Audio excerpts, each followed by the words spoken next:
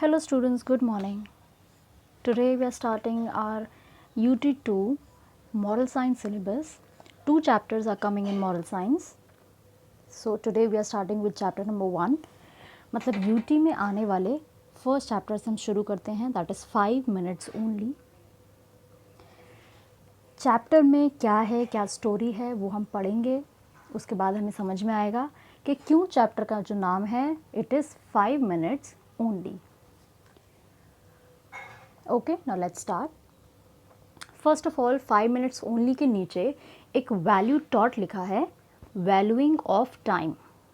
मतलब टाइम को वैल्यू करना, टाइम का समझना कि टाइम कितना प्रीशियस है, कितना इम्पॉर्टेंट है. Okay, now let's start the reading. Gopi was a lazy boy. The story is all about a boy, his name is गोपी.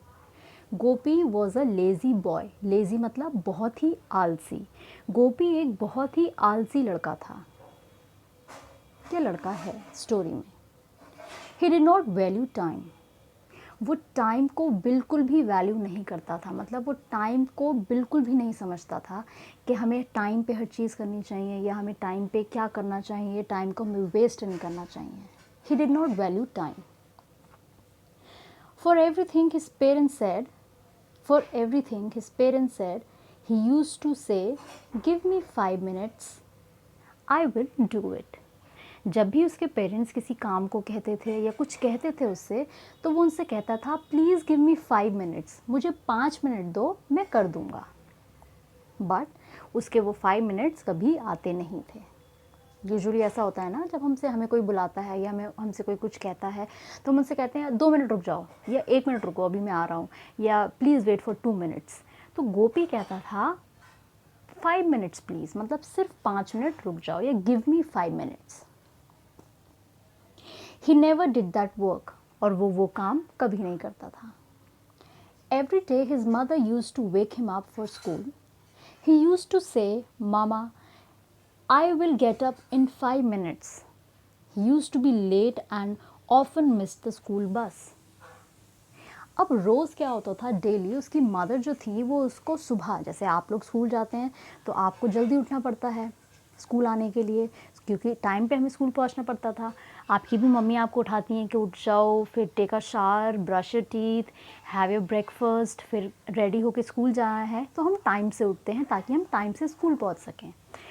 जब गोपी की मदर गोपी को उठाती थी तो वो उनसे कहता था, mummy please give me 5 minutes, मैं अभी उठता हूँ. मतलब हमेशा give me 5 minutes, 5 minutes, 5 minutes.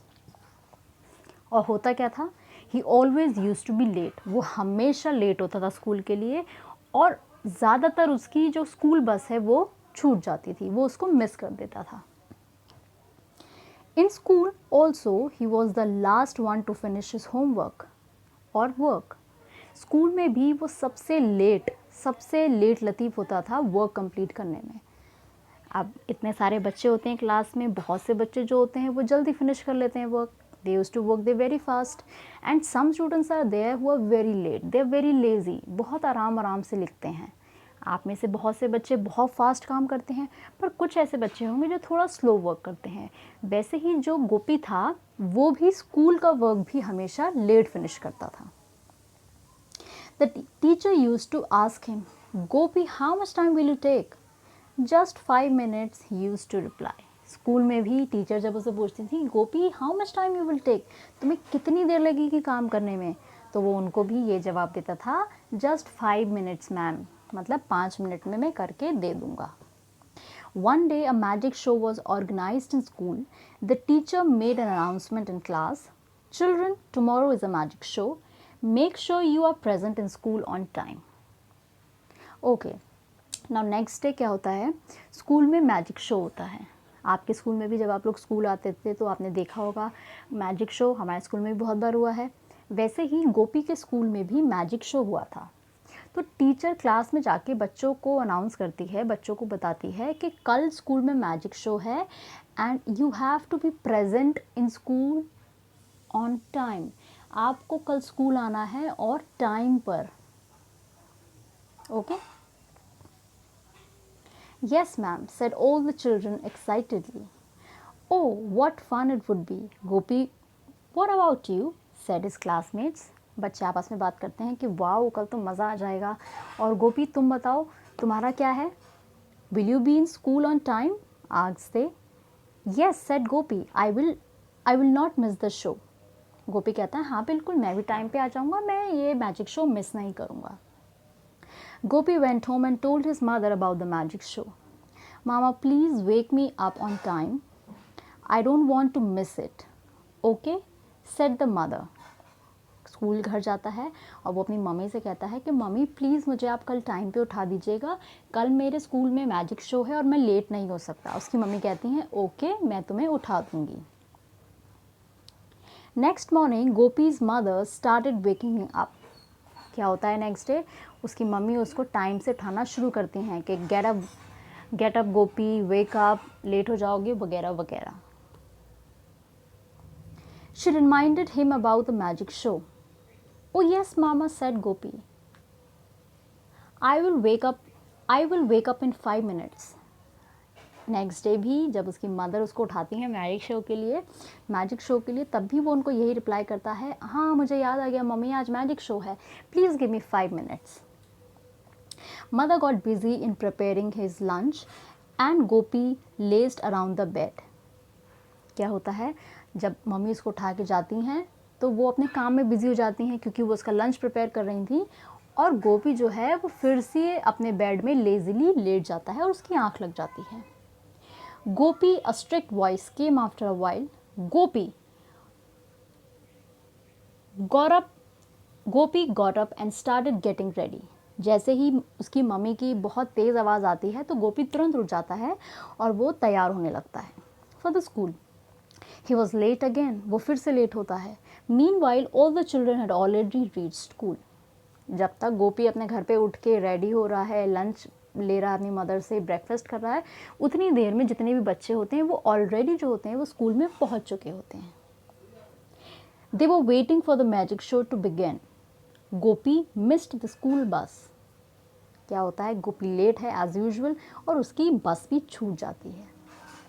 He requested his father to leave him to school. वो अपने फादर से रिक्वेस्ट करता है कि daddy please leave me to school. His father said, sorry बेटा, I have an urgent work. वो उनसे कहते हैं कि सॉरी मेरे पास एक बहुत अर्जेंट वर्क है, मैं तुम्हें नहीं छोड़ सकता. I cannot leave you to school. Gopi had to walk down to school. गोपी को क्या था फिर स्कूल पैदल ही जाना पड़ता है. He reached late. All the children were going to their classes. अब एज यूजुअल वो स्कूल के लिए लेट हो जाता है और जितने भी बच्चे होते हैं वो अपनी क्लासेस में जाने लगते हैं. He asked the gatekeeper. वो जो गेट कीपर होते हैं वो उनसे पूछता है Has the show started? Oh, I think children are going to see that only. Thank God. I am on time. वो खुद से कहता वो उनसे पूछता है गेट कीपर से कि क्या मैजिक शो शुरू हो गया है, और जब वो बच्चों को देखता है तो वो कहता है कि मुझे लगता है कि बच्चे मैजिक शो ही देखने जा रहे हैं. थैंक गॉड मैं टाइम पर आ गया. The gate keeper laughed. Gate keeper होता है जो हंसने लगता है और वो कहता है the magic show is over Gopi, you are late again.